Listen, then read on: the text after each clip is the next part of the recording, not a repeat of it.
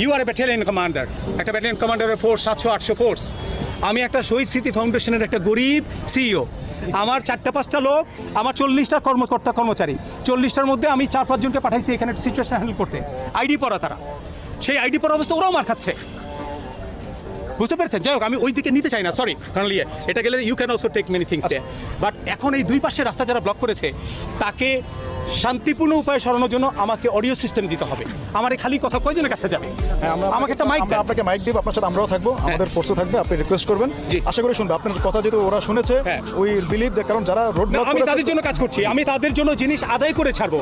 রাস্তা বন্ধ করলে কি ক্ষতি সেটা আমার এখানে অনেকে বোঝে না। আমি আপনাদের বলছি, এখানে একটা পার্টি আছে, বহুত ইনভেস্টমেন্ট আছে, ফরেন ইনভেস্টমেন্ট আছে। আমি বলি তারা চায় জুলাইটাকে যারা ধারণ করে এইটাকে কিভাবে ভাঙা যায়। আজকের যে বিশাল ম্যান্ডেট যে মানুষটা, এই মানুষের বিরক্তির মধ্যে দিয়ে এই আন্দোলনের যারা মুখ্য সামনে ছিল, ইউ আর